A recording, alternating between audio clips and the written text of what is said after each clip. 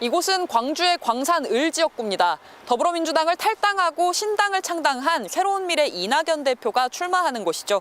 상대는 이 지역 초선인 더불어민주당 민형배 의원입니다. 이 지역 민심은 크게는 민주당이냐, 민주당을 나와서 새 둥지를 만든 새로운 미래냐로 갈립니다. 이리 갔다 저리 갔다 우리 시민들이 알아서 판단을 하겠지 뭐. 새로운 당이 한 두 곳이 또 생겼기 때문에 좀 생각할 수 있는 여지가 좀 더 넓어졌다. 새로운 미래 이낙연 대표는 이번 선거에 정치적 명운을 걸었다며 마지막 불씨를 살려달라고 했습니다. 호남 정치를 복원하고 민주 세력을 재건하고 대한민국을 정상화하는 마지막 불씨이겠다는 각오로 선거에 임하겠다 하는 뜻입니다. 이 지역 현역인 민형배 의원은 대표적인 친이재명계 의원으로 꼽힙니다. 광주에서 살아남은 유일한 현역 의원으로 윤석열 정부 심판의 선봉에 서겠다고 했습니다. 광산 국민 여러분께서 윤석열 정권의 심판을 해주시기를 기대합니다. 저는 앞장서서 윤석열 검찰 독재 정권과 싸우겠습니다. 후보 지지도는 차이가 많이 났습니다. 민형배 후보가 63%로 이낙연 후보가 받은 17%보다 46%포인트 앞섰습니다. 국민의힘 안태욱 후보와 진보당의 전주현 후보가 각각 4%였습니다. 이 지역에선 조국 혁신당의 약진이 두드러지게 나타났습니다. 비례는 아마 조국 대표로 찍을 좀 그쪽으로 아무 민주당보다는 이제 좀 더 강하게 밀어붙인 것 같고. 비례대표 지지 정당은 조국 혁신당이 37%로 가장 높게 나타났고 더불어민주연합이 29%, 새로운 미래 6%, 국민의 미래가 4%였습니다. 이번 여론조사는 MBC가 코리아 리서치에 의뢰해 광주 광산을에 거주하는 만 18세 이상 유권자 500명을 대상으로 지난 23일부터 2일간 전화 면접 조사를 실시했고 표본 오차는 95% 신뢰 수준에서 플러스 마이너스 4.4%포인트입니다. MBC 뉴스 김민영입니다. 먼저 순천 광양 곡성 구례 갑에 출마한 4명의 후보 가운데 누구에게 투표할 것인지 물었습니다. 민주당 김문수 후보 50%, 진보당 이성수, 무소속 신성식 후보가 각각 15%, 국민의힘 김영석 후보가 7%로 나타났습니다. 정당 지지도는 민주당 54%, 조국 혁신당 18%, 국민의힘 8%, 진보당 5%, 개혁신당 2%, 녹색정의당과 새로운 미래가 각각 1% 순이었습니다. 반면 비례대표 지지도는 조국 혁신당이 41%로 범야권 비례위성정당인 더불어민주연합보다 15%포인트 높았습니다. 또 국민의 미래 6%, 새로운 미래와 개혁신당은 각각 2%, 녹색정의당은 1%로 나타났습니다. 조국 혁신당은 40대 이상에서 가장 높은 지지율을 기록했지만 20대 이하와 30대에서는 더불어민주연합이 상대적으로 강세를 보였습니다. 또 민주당 지지층의 40%, 녹색정의당 지지층의 44%, 진보당 지지층의 21%가 조국 혁신당에 투표하겠다고 답해 범진보 세력 표심의 상당 부분을 흡수한 것으로 나타났습니다. 순천 광양 곡성 구례을 선거구에 출마하는 후보군 가운데 누구에게 투표하겠는지 물었습니다. 더불어민주당 권양엽 후보가 61%로 오차범위 밖에서 앞서고 있고 국민의힘 이정현 후보가 19%로 뒤를 쫓고 있습니다. 진보당 유현주 후보는 7%입니다. 이번엔 어느 정당을 가장 지지하냐고 물었습니다. 민주당이 절반을 넘었고 조국 혁신당, 국민의힘, 진보당 순으로 집계됐습니다. 하지만 이번 비례대표 선거에서 어느 정당에 투표할 것인지를 묻는 질문에는 다른 결과가 나왔습니다.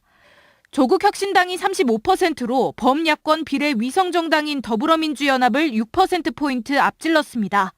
이어 국민의 미래가 7%, 녹색정의당과 새로운 미래, 개혁신당은 모두 2%를 기록했고 없음, 모름, 무응답 비율은 19%로 나타났습니다. 연령별로 볼 때 40대부터 60대에서는 조국 혁신당에 대한 지지세가, 30대와 70세 이상은 더불어민주연합에 대한 지지세가 두드러졌습니다.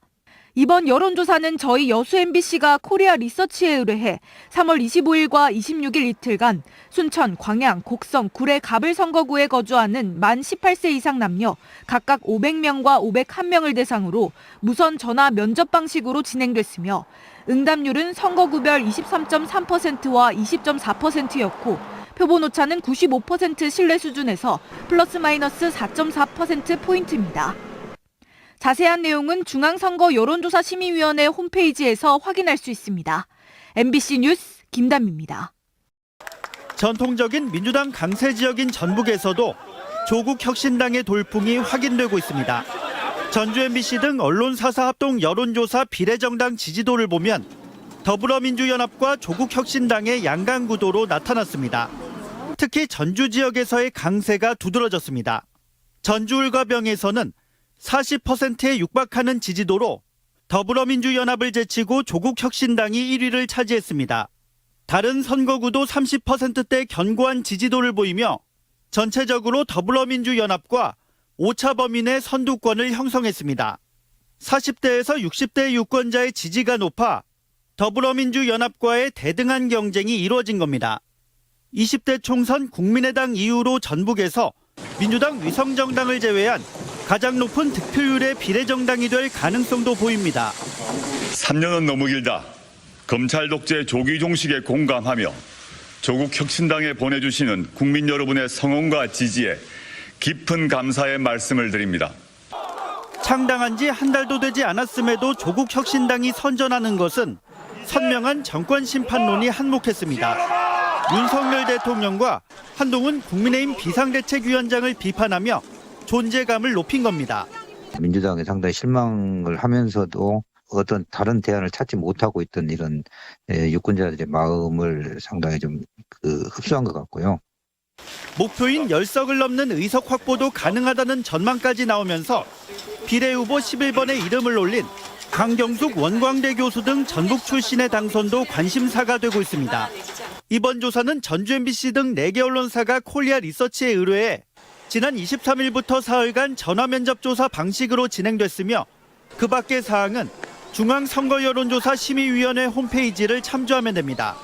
MBC 뉴스 강동엽입니다.